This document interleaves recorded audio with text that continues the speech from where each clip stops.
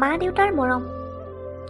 এজন পুত্ৰই তেওঁৰ বৃদ্ধ পিতাকক এঠাইত ফুৰাবলৈ লৈ গ'ল আৰু ৰাতি উভতি অহাৰ সময়ত এখন ৰেষ্টুৰেণ্টত খাবলৈ সোমাল। খাই থাকোঁতে বৃদ্ধ দেউতাকে কেইবাবাৰো খাদ্যবোৰ নিজৰ কাপোৰত পেলালে। ৰেষ্টুৰেণ্টত খাই থকা অন্য মানুহবোৰে বুঢ়াজনৰ খাদ্য খোৱা ধৰণটো দেখি ঘৃণাতে মুখ ঘূৰাই বহিলে। কিন্তু পুতেকে একো নোকোৱাকৈ দেউতাকৰ ফালে চাই আছিল।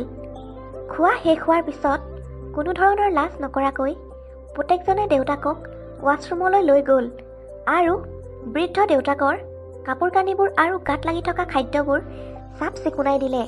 মূৰৰ চুলিবোৰ ফণিয়াই চশমাযোৰ ভালকৈ পিন্ধাই বাহিৰলৈ লৈ আহিল। সকলো মানুহে বাবেক পুতেকৰ পিনে চাই ৰ'ল।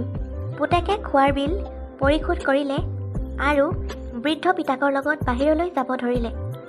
তেতিয়াই ৰেষ্টুৰেণ্টখনত কাম কৰি থকা অন্য এজন আদহ বয়সীয়া মানুহে পুতেকলৈ চাই মাত লগালে, বাবু, তুমি যে ইয়াত কিবা এৰি থৈ গ'লা, তেনেকুৱা লগা নাইনে তোমাৰ? বৃদ্ধ মানুহজনৰ পুতেকে চাৰিওফালে এপাক ঘূৰি চাই উত্তৰ দিলে যে নাই খুৰা, মই একো এৰি যোৱা নাই। তেতিয়া আদহ বয়সীয়াজনে ক'লে, প্ৰতিজন সন্তানলৈ এটা শিক্ষা আৰু প্ৰতিজন পিতাকলৈ এটা আশা তুমি এৰি থৈ গ'লা ইয়াত। বেছিভাগ উচ্চ শিক্ষিত মানুহে সাধাৰণতে নিজৰ মাক দেউতাকক লগত লৈ যাবলৈ বা অশিক্ষিত মাক বাপেকক চিনাকি কৰি দিবলৈ লাজ কৰে আৰু সিহঁতে কয়, কিয় যাব লাগে, ভালকৈ খাবও নোৱাৰা, তাতকৈ ঘৰতে থকাই ভাল। আচলতে আমি পাহৰিব নালাগে, যেতিয়া আমি সৰু আছিলোঁ মা দেউতাই আমাক কোলাত লৈ ফুৰাবলৈ লৈ গৈছিল। পৰিম বুলি কেতিয়াও কোলাৰ পৰা নমাই নিদিছিল। যেতিয়া ভালকৈ খাব পৰা হোৱা নাছিলোঁ তেতিয়া মায়ে নিজ হাতেৰে খুৱাই দিছিল আৰু খাওঁতে পৰিলে গালি পৰা নাছিল।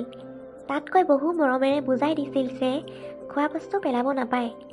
পিছত আকৌ সেই মা দেউতাক বুঢ়া হৈ অহাৰ লগে লগে আমাৰ বুজা বুলি ভাবিব ধৰিছোঁ। মা দেউতাটো সৃষ্টিকৰ্তাৰ এক মহান দান হয়, যাৰ ঋণ কেতিয়াও পৰিশোধ কৰিব নোৱাৰি। সেইবাবে মাক দেউতাক বুঢ়া হৈ অহাৰ লগে লগে অকলশৰীয়া অনুভৱ হ'ব দিব নালাগে। সদায় মৰম চেনেহেৰে আৱৰি ৰাখিব লাগে, কাৰণ এদিনটো আমিও বুঢ়া হৈ যাম। যদি আমি মা দেউতাক মৰম নকৰোঁ তেন্তে আমিও হয়তো নিজৰ ল'ৰা ছোৱালীৰ পৰা মৰম চেনেহ কেতিয়াও আশা কৰিব নোৱাৰিম।